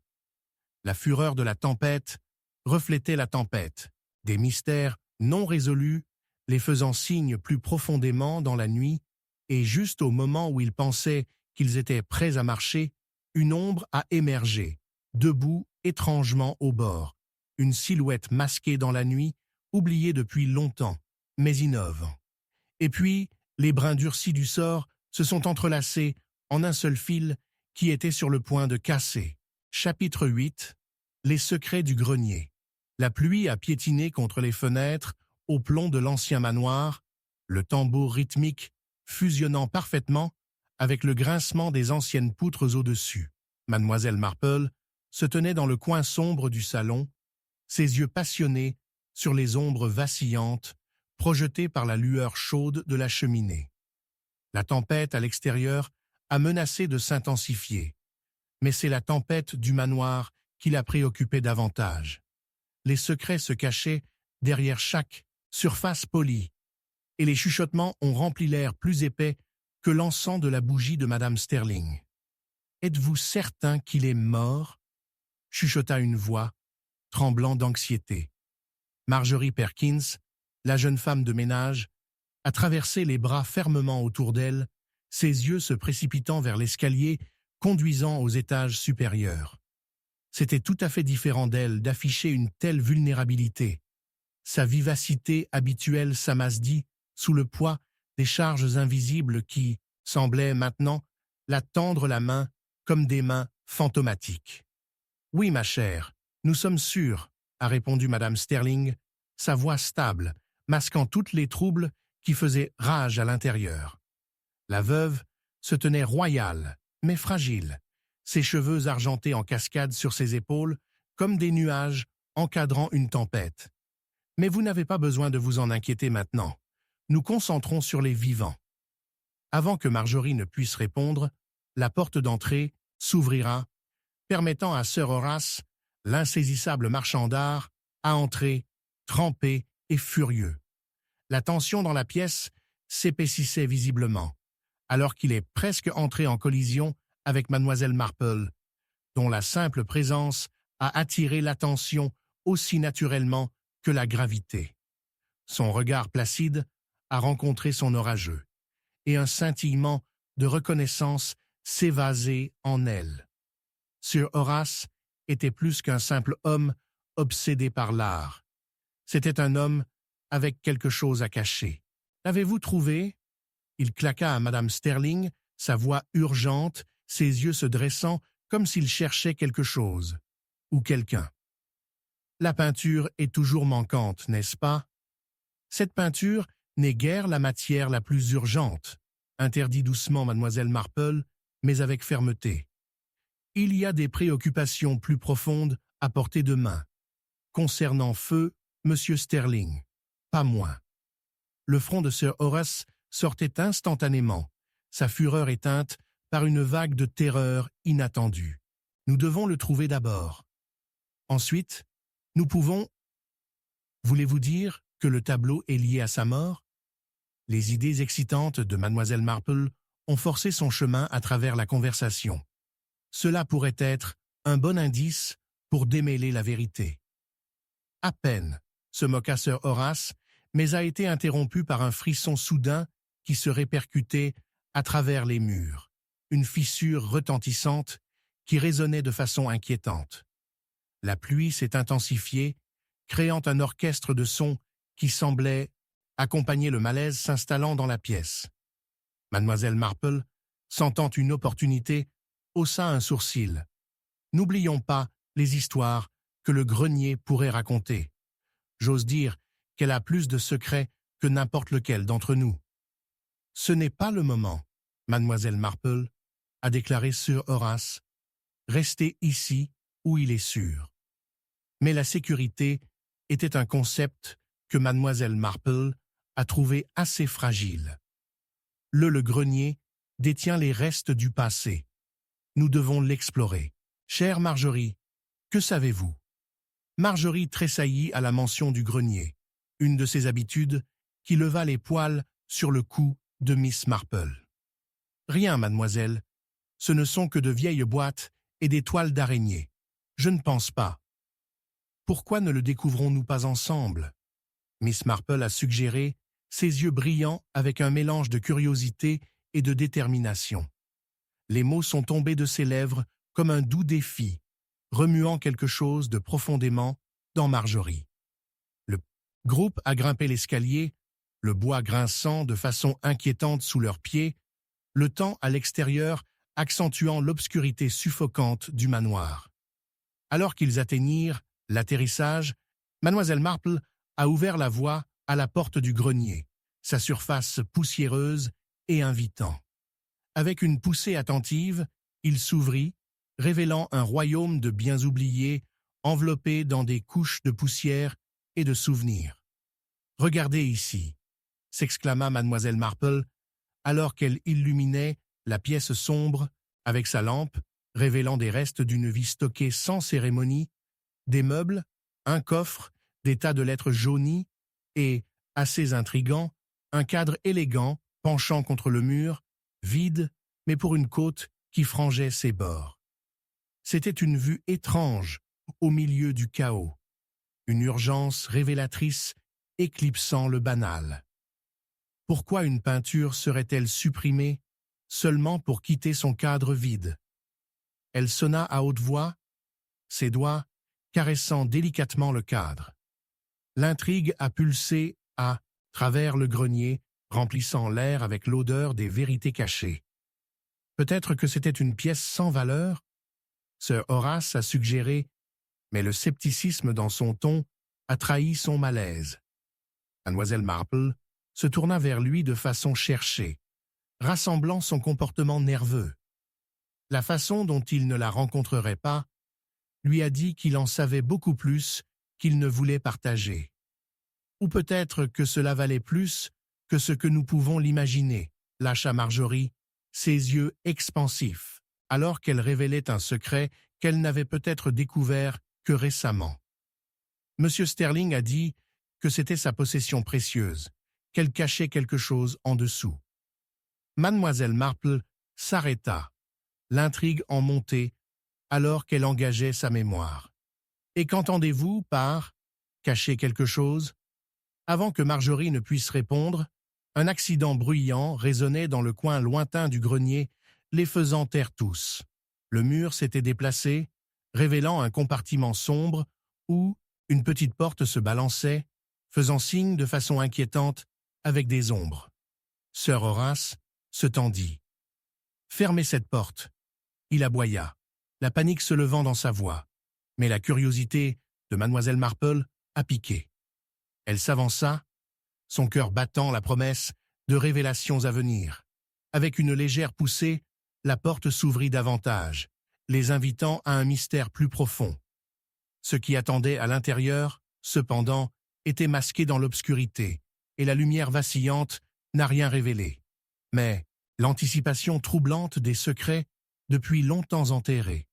La tempête à l'extérieur a fait rage, mais c'était la tempête des complications à l'intérieur, des motivations sans rapport, des confessions silencieuses et des passés tragiques qui seraient bientôt poussés dans une clarté désespérée. « Miss Marple, balbutiant sur Horace, mais les mots jamais échappés à ses lèvres, tandis que Mademoiselle Marple se rapprochait, son esprit tourbillonnant avec les possibilités. Après, tout, de grandes vérités se sont souvent cachées dans les coins les plus sombres, attendant d'être découverts. Alors qu'elle atteignait l'intérieur de l'ombre, le chuchotage le plus doux a rencontré ses oreilles, presque une voix la guidant vers l'inconnu. Avec un frisson de réalisation, elle se tourna vers les autres, son cœur battant. « Entendez-vous cela ?» Mais avant de pouvoir répondre, la porte a grincé une dernière fois, claquant derrière eux, les plongeant dans l'incertitude. En ce moment, effrayant, Mademoiselle Marple s'est rendu compte il y avait des secrets à déterrer, et chaque murmure du grenier résonnait avec le spectre de la trahison et de la tromperie. La vérité était proche, mais serait-il révélé avant que la tempête ne déchaîne sa fureur sur eux? Chapitre 9. Le piège final. La pluie s'est déroulée dans des draps impitoyables, battant un tatouage incessant contre les rues pavées de St. Mary Mead. À l'intérieur des murs grinçants de Thornfield Manor, la lueur vacillante d'une lampe solitaire projette des ombres inquiétantes qui ont dansé dans les coins de l'étude d'Ihm. C'est ici que Jane Marple, souvent rejetée, comme une bonne vieille dame, se tenait sur le précipice de la révélation. Dans sa main se trouvait un morceau de parchemin froissé, acheté avec une furtivité soigneuse de la bibliothèque du domaine la nuit précédente. Il portait une signature qui, dans les circonstances, envoya presque un frisson dans sa colonne vertébrale. Retournant, elle a trouvé les mots encore frais dans son esprit. Une promesse poignante de dévotion éternelle, écrite par nul autre que Lord Edward Fenwick, propriétaire décédé du manoir. Pourtant, ce n'était pas le contenu, mais plutôt les boucles délicates de l'écriture qui laissaient entendre les vérités cachées, car elle avait vu une signature assortie, une imitation grossière, graver les documents juridiques de sa veuve, Lady Fenwick. « Ma chère !» venait une voix de la porte, brisant sa transe contemplative. C'était mademoiselle Lydia Trelawney, la plus proche confidente de Lady Fenwick. L'eau de pluie coulait d'un slicker jaune vif, la portant dans un air de désarroi inhabituel. La préoccupation gravée sur son visage a rendu sa vulnérable sans repensation. Un détail Miss Marple a rapidement noté. « Bonsoir, mademoiselle Trelawney », répondit Jane, essayant de mesurer la gravité de sa découverte contre la détresse visible de la femme. « Tu as l'air troublée. »« Oh, nous sommes tous troublés, n'est-ce pas ?» Lydia s'avança, sa voix serrée. « Un autre corps a trouvé ce matin, si proche du manoir. C'est trop, mademoiselle Marple. Ça se transforme en cauchemar. » Son admission a suscité une réaction dans l'esprit du détective, en voyant des cascades de connexions possibles valant en vue. Une autre victime, celle-ci apparemment liée à la série de morts inexplicable qui avait tourmenté leur communauté ces dernières semaines. Lord Fenwick, sa femme, et maintenant ceci, un agent local, a frappé sans avertissement. Peut-être que je peux aider, a offert doucement mademoiselle Marple. Mais je dois d'abord comprendre les motifs en jeu. Oui, des motifs, raisonna Lydia, son front sortant comme s'il se luttait avec la notion même. J'ai beaucoup réfléchi à la façon dont les gens ne sont pas toujours ce qu'ils semblent. Par exemple, l'autre jour, j'ai aperçu le jardinier de Lady Fenwick, John. Il y a quelque chose de lui-même, la cherchant tard dans la nuit, comme il l'a fait. Un jardinier, tu dis? Rien qu'on nous dit à leur sujet ne semble tout à fait juste. Peut-être que c'est un complice. Lydia interromput, excitation se mélangeant à la peur. Ou peut-être pas, répondit mademoiselle Marple, ses yeux se rétrécissant pensivement. Mieux vaut observer. Aucune conclusion ne doit être précipitée. Leur conversation a été brusquement interrompue par le son des pas approchant de l'étude, et les deux femmes se sont tournées pour voir le contour indubitable de l'inspecteur Craddock encadré dans l'embrasure de la porte, le front lourd avec inquiétude. « Je suis affré, j'ai des nouvelles troublantes, a-t-il commencé, secouant des gouttes de pluie de son trench. Cette deuxième victime, le gendarme Miller, avait été vu en visite dans le domaine de Fenwick juste avant sa disparition. Il semble qu'il ait eu des informations, mais elle n'a jamais atteint personne. Quelque chose à voir avec un grand livre manquant. Un grand livre? Miss Marpleda, son pouls accélérant. Quel grand livre, inspecteur? Les comptes de la succession, relatifs à l'héritage. Apparemment, il y a eu des écarts, des problèmes financiers. Elle dépeint un tableau du désespoir parmi les vivants. Les gens désespérés font des choses désespérées, a ajouté nerveusement Lydia. Ils le font, a convenu l'inspecteur, et ils parlent souvent de visages familiers, des gens en qui ils ont confiance. La tension dans la pièce s'épaississait, enroulant autour d'eux comme un serpent enroulé, prêt à se fendre. L'esprit de Jane a travaillé rapidement à travers les permutations possibles de ce nouvel indice, la conduisant à la seule personne qu'elle n'avait pas encore envisagée, Lady Fenwick elle-même. Et si Lady Fenwick avait des raisons d'attirer le gendarme, peut-être qu'il a découvert quelque chose, ou quelqu'un qu'il ne devrait pas avoir. Miss Marple a suggéré « les fils du mystère se serrent plus fort autour de leur esprit ». Mais elle a tout perdu. Lydia protesta doucement, ses yeux vacillants de doute. Quelle raison aurait-elle à tuer quelqu'un? Le comportement de mademoiselle Marple a changé. Les gens se gênent souvent lorsqu'ils sont acculés. Mais ce n'est pas seulement elle que nous devrions envisager. Tout le monde dans cette maison y a une main. À ce moment, un son à l'extérieur a attiré leur attention. Un accident bruyant, suivi de pas effrénés battant le grand staircase. Ils se précipitèrent dans le couloir où la faible lumière clignote, tandis que les ombres jetaient des formes étranges sur les murs. Des perles d'humidité brillaient sur le banister poli, et l'air s'est déplacé, emportant avec elle une tension innombrable. « Rapide, à la cave !»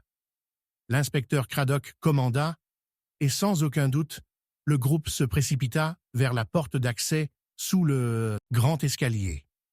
Ce que les rayons de lumière fragmentés ont éclairé leur descente n'a montré que le silence. L'air devint plus épais, l'odeur d'un sol humide se mêlant à quelque chose de grossière. « Je n'aime pas cet endroit », murmura Lydia.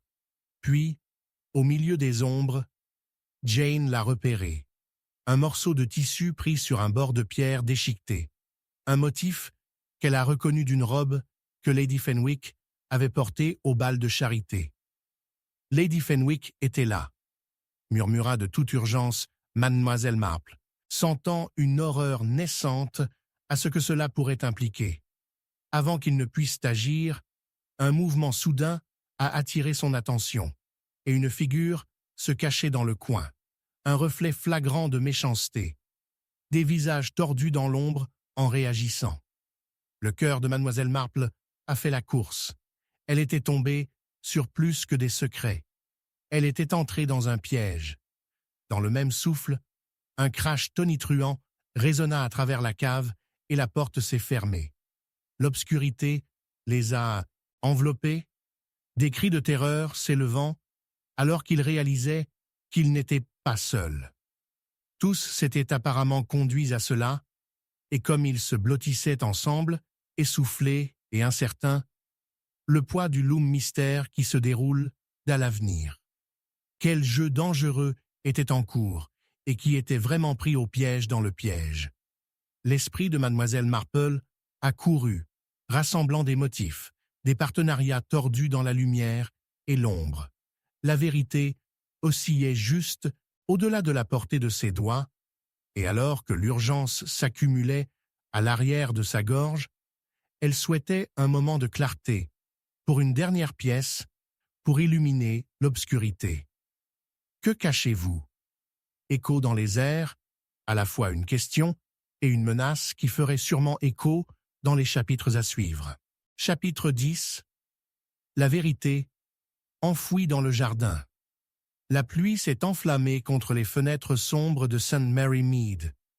Une averse implacable qui brouillait les bords du village calme en une aquarelle impressionniste d'ombre et de scintillement.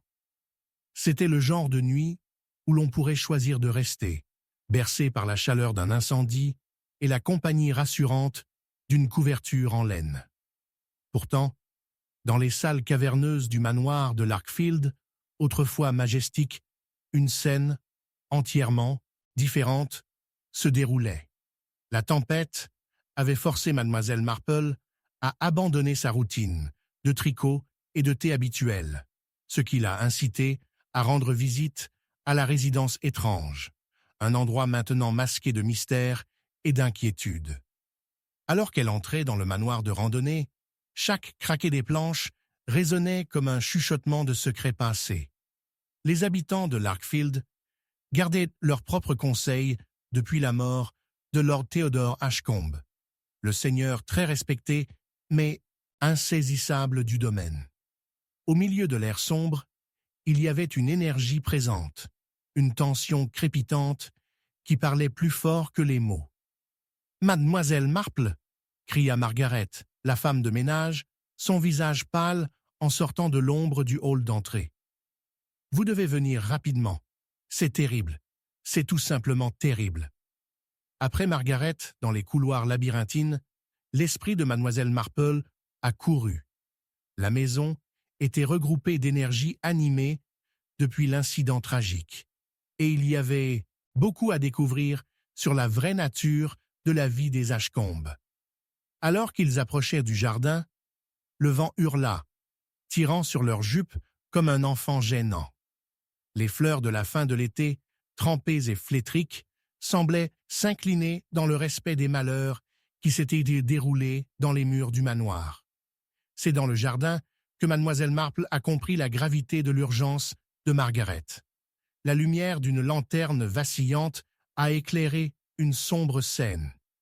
Les rosiers avaient été perturbés, leurs racines exposées, et les mottes de saleté éparpillées au hasard à travers la terre humide.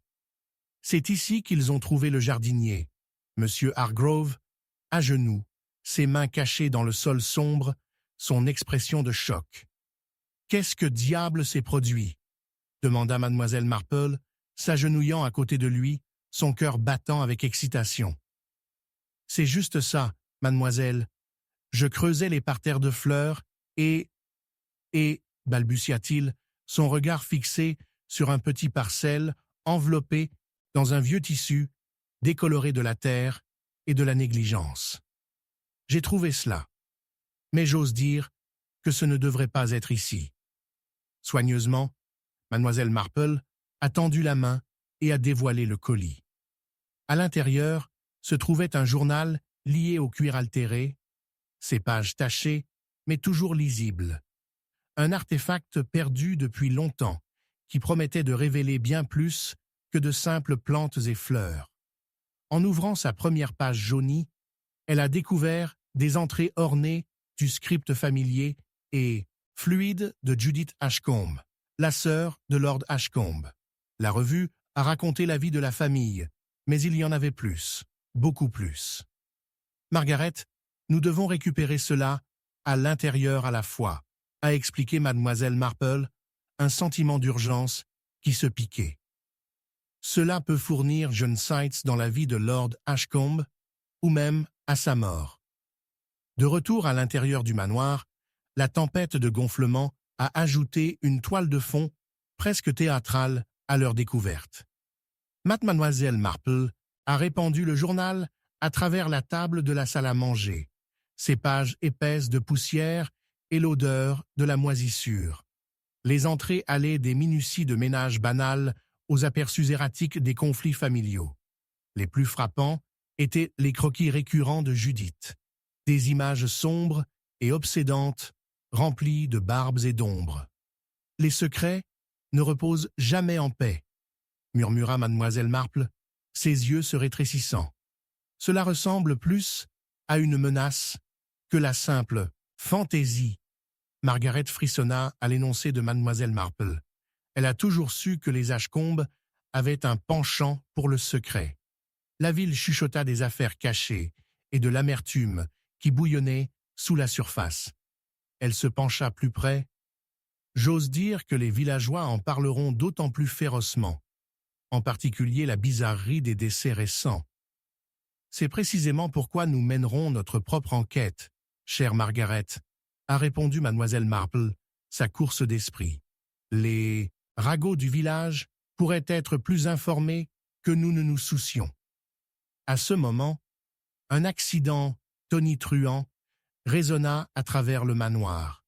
Les deux femmes secouaient, leur cœur court. C'était quoi? Margaret haleta. Je crains que quelque chose d'important nous attende au-delà de cette porte, a répondu mademoiselle Marple en marchant délibérément vers le bruit. À l'approche, elle a noté le malaise dans le comportement de Margaret, la façon dont les doigts de la femme de ménage tremblaient légèrement alors qu'elle serrait un mouchoir en lambeaux. La porte s'ouvrait, révélant la vaste étude bordée de bibliothèques. Un portrait encadré tombé a attrapé la faible lumière de la lanterne. Le verre se brisa sur le sol comme des rêves brisés. Mademoiselle Marple a franchi les débris avec prudence. C'était le portrait de Lord Ashcombe, un homme fier, consacré à jamais dans un air de dignité. Maintenant, un fantôme hantant les murs mêmes qu'il parcourait autrefois. Quelque chose a attiré l'œil de mademoiselle Marple, un morceau de parchemin effiloché accroché à l'arrière du cadre cassé. Le soulevant avec précaution, elle plissa les yeux à l'écriture.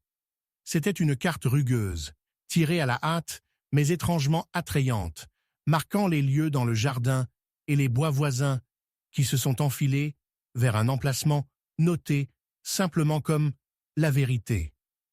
Margaret, je crois que nous devons dénicher bien plus que les racines et le sol ici à Larkfield Manor, s'est exclamée mademoiselle Marple, son cœur battant avec anticipation. Cela pourrait nous conduire à ce qui est vraiment arrivé à Lord Ashcombe, et peut-être même la vérité cachée de sa sœur.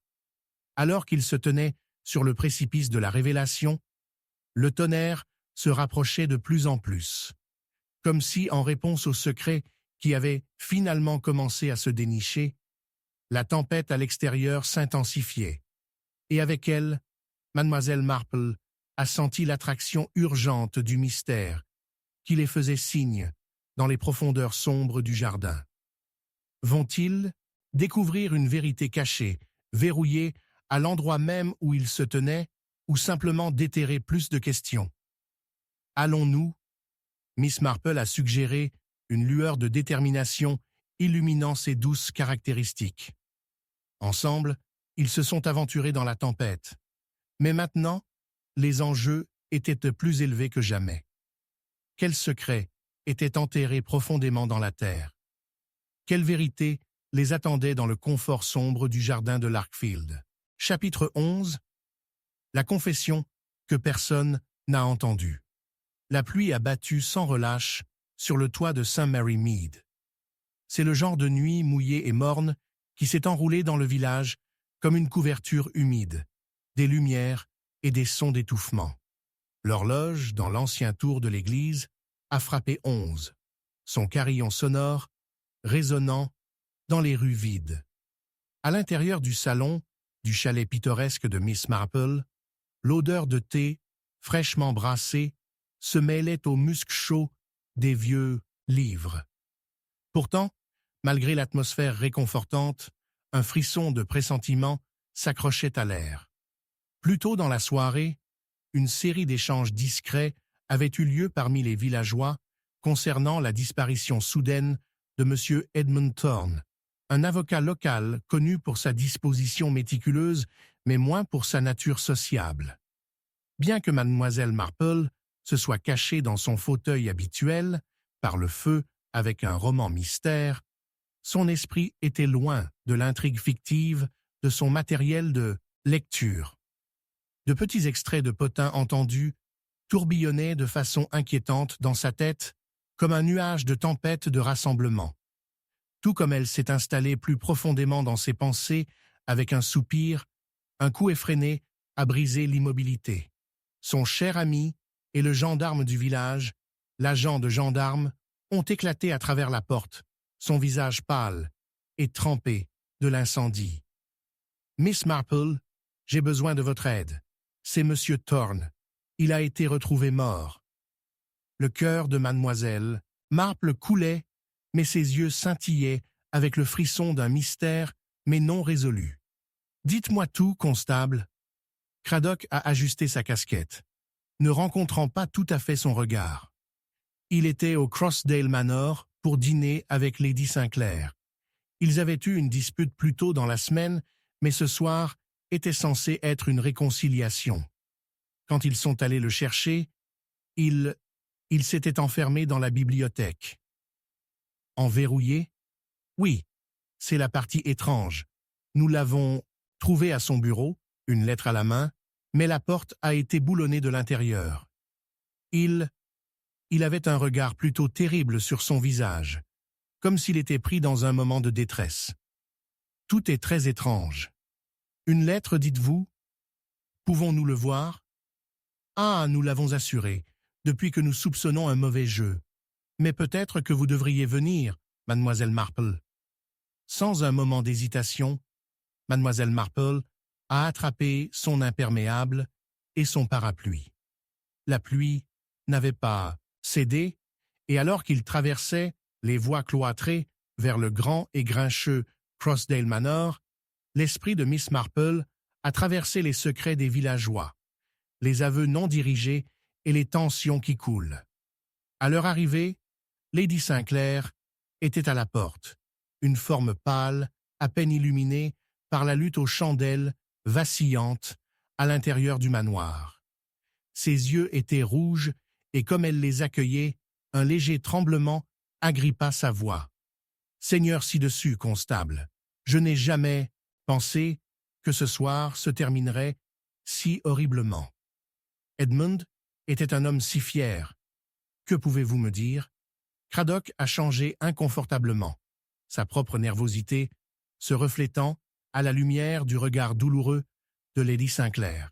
« J'ai peur que nous collections toujours les détails, madame. » À l'intérieur bibliothèque, l'air pesait lourdement avec l'odeur du cuir et du vieux bois, des rideaux lourds obscurcissant partiellement le clair de lune. Une galaie de sang brillait où Monsieur Thorne s'était effondré sur son bureau, sa main sans vie serrant un morceau de papier plié. Mademoiselle Marple a regardé plus près, alors que le gendarme et Lady Sinclair discutaient des questions de gentleman derrière elle. « Puis-je » murmura-t-elle, tendant sa main vers la lettre. Avec un hochement de tête de Craddock, elle déplia doucement le papier, scannant son contenu. Écrits dans un script précipité étaient des mots coupés et urgents. Je ne peux pas les laisser le découvrir. Si vous le saviez, vous comprendrez. Je n'ai jamais voulu que cela aille aussi loin. Son front se fronça au message cryptique. Il était clair pour elle que M. Thorne a parlé d'une affaire sérieuse, quelque chose qui ruinerait sa réputation, ou peut-être pire. À peine finie avec ses pensées, elle a remarqué quelque chose sous son bureau. Un bouton de manchette en argent brillait dans la basse lumière, un gravé avec les initiales GB. Constable, M. Thorne a-t-il eu des affaires avec le jeune James Branfield? James, il est l'apprenti de l'homme, mais ils ont à peine pris. Je ne peux pas imaginer ce qui les a amenés. Tout commence à tisser ensemble, songea Mademoiselle Marple, plus pour elle-même que quiconque. Lady Sinclair, M. Thorne a-t-il mentionné quelque chose sur un secret? Quelque chose? L'attitude de vase de la dame se brisa momentanément alors que la surprise a tracé ses traits. Non, du moins pas pour moi. C'était un simple dîner devenu tragique. Tu ne vois pas? Il a dû faire ça pour lui-même, angoissé par quelque chose de terrible. Ou peut-être poussé à cela. La voix de Mademoiselle Marple a coupé comme de l'acier froid à travers un manteau de laine de sympathie. Elle avait plus de questions, mais avait besoin de plus d'informations. La pluie s'est enflammée contre les fenêtres, une toile de fond inquiétante à ses pensées. Nous devrons parler à M. Branfield, a-t-elle décidé. Il pourrait tenir une clé du mystère. Mais alors qu'elle se préparait à partir, un autre détail l'a frappée, la revenant à elle comme le snap of thunder. « M. Thorne a-t-il écrit ses propres lettres dans cette main ?» demanda-t-elle Cradock, pointant la lettre. « Je le crois », a-t-il répondu, bien que l'incertitude colore son ton. Ensuite, je crois que nous pouvons avoir notre réponse. Mais à ce moment-là, à partir du coin de son œil, Mademoiselle Marple a vu une ombre glisser par la fenêtre haute, illuminant un regard en connaissance échangé entre Lady Sinclair et le berceau de gendarme. « Qui était ça ?» a-t-elle demandé. Son souffle se capture dans sa gorge. Mais la seule réponse a été le son de la pluie s'intensifiant, épaississant l'atmosphère avec un sentiment de pressentiment. La tension pendait fortement dans les airs, alors que Mademoiselle Marple a jeté un coup d'œil rapide sur le bout de manchette. Puis la lettre, les preuves accablantes, menant toutes dans une direction qu'elle n'avait pas encore pleinement compris. Maintenant, avec des couches sur des couches de motifs cachés, prêts à s'effilocher, elle était plus déterminée que jamais à les décoller, car juste sous la surface, le cœur de l'obscurité attendait la révélation au chapitre 12. Chapitre 12. Le secret sous l'escalier. La pluie est tombée dans des draps lourds, trempant les rues pavées de sang. Mary Mead, noyant les derniers vestiges de la lumière du jour. Mademoiselle Marple se tenait près de la fenêtre de son salon, regardant à travers le verre à la pluie. Le monde à l'extérieur était flou, mais alors qu'elle plissait, ses yeux passionnés ont attiré de façon erratique la faible lueur d'une lanterne. Ceci tard, dans la nuit, dans un tel temps, songea-t-elle, cela ne pouvait que signifier des ennuis. Plus tôt dans la soirée, elle avait reçu une visite effrénée de Mademoiselle Felicity Rundle, une femme d'âge moyen d'énergie agitée, connue pour ses contes fleuris et son talent pour les ragots. Mademoiselle Rundle avait été positivement à côté d'elle, ayant trébuché sur un vieux journal caché dans le grenier du Manor Hargrove délabré, où le récent meurtre de Lord Alfred Hargrove avait jeté un voile sur le village. Les implications, chuchotait-elle, ne laissaient aucune place à un doute. Il y avait plus dans cette affaire qui a rencontré l'œil. Et maintenant, malgré les averses, Mademoiselle Marple ne pouvait pas secouer le sentiment dont elle avait besoin pour enquêter. Le récit de Mademoiselle Rundle, sur les phrases cryptiques du journal, Le secret sous l'escalier l'a acquise. La curiosité piquée, elle drapa son manteau sur ses épaules et attrapa son parapluie.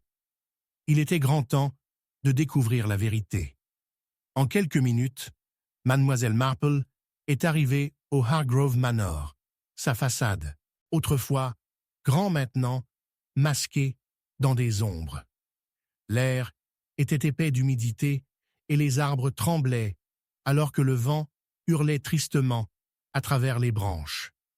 La lumière vacillante de la lanterne qu'elle avait vue plus tôt était maintenant éclairée à l'extérieur du manoir, jetant une lueur tremblante contre les pierres comme une balise fantomatique. Avec son cœur battant, elle se dirigea vers la porte d'entrée, son bois grinçant de façon inquiétante alors qu'elle l'ouvrit. L'intérieur du manoir, bien que imprégné de mélancolie, était toujours magnifique à son âge. La poussière pendait dans les airs, tourbillonnant comme des échos du passé. Alors qu'elle s'aventurait plus loin à l'intérieur, un bruit soudain a brisé le silence. Un bruit sortant bas, en écho est venu quelque part au-dessus. Mademoiselle Marple a gelé, chaque alerte instinct. Avec des marches prudentes, elle navigua dans le grand escalier, ses pas étouffés contre le tapis usé. Au sommet, elle a repéré la porte de l'étude de Lord Hargrove, à Jar, une lumière chaude se renversant vers l'extérieur, un contraste frappant avec le froid qui a imprégné la maison. Alors qu'elle s'approchait, une voix a atteint ses oreilles, basse et troublante.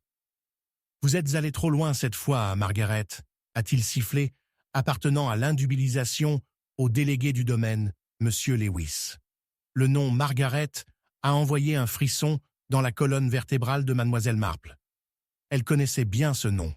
Il appartenait à Lady Margaret Hargrove, la défunte épouse du Seigneur, une silhouette énigmatique, enveloppée de chuchotements et de rumeurs. Se pressant contre le cadre de la porte, Mademoiselle Marple s'est tendue pour écouter. « Nous devons le trouver avant elle », a poursuivi M. Lewis. « Si quelqu'un découvre ce qui s'est vraiment passé, nous serons ruinés. » L'esprit de Mademoiselle Marple tourbillonnait avec les possibilités. Qu'est-ce que Lady Margaret avait caché? Et quel secret? M. Lewis a-t-il sauvegardé qui pourrait menacer sa propre position au sein du ménage? Bien que chacun des mots de M. Lewis ait fait allusion au danger, c'est l'implication d'une menace contre sa propre sécurité qui a fait la race cardiaque de Mademoiselle Marple. Soudain, l'air s'est déplacé avec une intensité sérieuse, alors que M. Lewis a cassé « Nous ne pouvons risquer à personne », pas même Felicity Rundle, trébuchant sur ce journal. Il en sait trop. Un soupçon effrayant s'est installé dans l'estomac de Miss Marple. La visite de Mademoiselle Rundle n'était pas simplement une enquête innocente, mais peut-être le début de quelque chose de plus périlleux. Dans un mouvement rapide, Mademoiselle Marple a repoussé dans l'ombre au moment où M. Lewis a quitté l'étude. Un scintillement de mouvement a attiré son attention, et elle se tourna, repérant un reflet dans un miroir poussiéreux. Des chaînes qui tiennent étaient cachées sous un petit escalier, à peine perceptible, à moins que l'on ne sache quoi chercher. Son pouce est accéléré, cet escalier, à quelques pas, n'avait pas fait partie de sa recherche prévue. M. Lewis disparaissant plus loin dans le couloir, Mademoiselle Marple s'est agenouillée devant l'escalier, regardant étroitement le design orné juste sous la balustrade. Là, liée par des toiles d'araignée mais brillante légèrement sous la lumière, pose une clé d'argent gravée. Il faisait froid contre sa paume, lourde de secrets tacites. À ce moment, elle a entendu les pas les plus doux derrière elle et s'est brusquement tournée. C'était Mademoiselle Felicity Rundle, les yeux écarquillés avec alarme. « Miss Marple, qu'est-ce que tu fais ici ?» murmura-t-elle, une voix tremblant contre la menace de découverte. « Vous cherchez des réponses. a répondu mademoiselle Marple, agrippant la clé de manière protectrice. Je crois que le secret sous cet escalier peut nous conduire. Réalisant l'opportunité, mademoiselle Rundle se rapprochait, tentant d'effectuer un aperçu de ce que mademoiselle Marple avait découvert. Ce doit être la clé du journal. Oh mon Dieu, sur quoi sommes-nous tombés?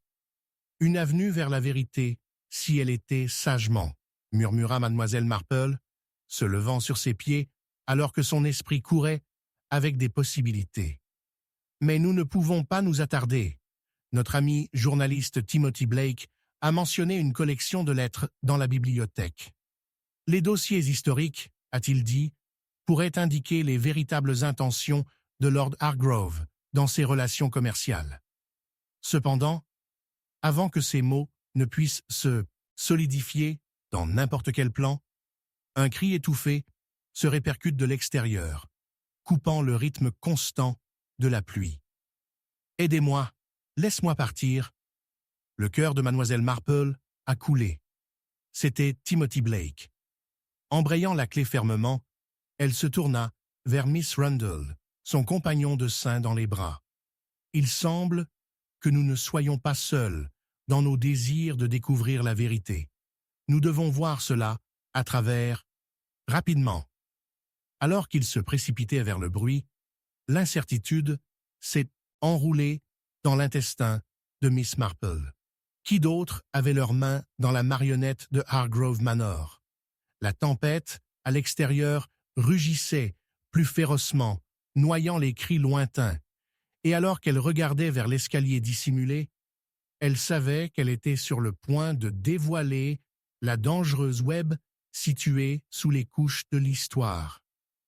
Avec une détermination qui a marqué la lueur de réalisation en elle, Eyes, mademoiselle Marple sprinta vers l'agitation. La clé se serra étroitement dans sa main. Ce qui nous attendait a été enrichi d'obscurité, mais elle était prête à affronter tout secret attendu, conscient que les réponses étaient dangereusement proches. La pluie s'est intensifiée, emportant avec elle les vérités chuchotées de Hargrove Manor, alors que l'horloge se rapprochait de la révélation suivante, une révélation qui pourrait encore tout modifier. Le mystère principal s'était approfondi et les enjeux s'étaient disséqués à nouveau. Quel secret l'escalier révélerait-il? Miss Marple survivrait-elle à la colère de ceux qui souhaitaient garder la vérité cachée? Alors que le chapitre touchait à sa fin, elle pouvait sentir le démêlage des fils, se préparant pour ce qui pourrait être la confrontation ultime.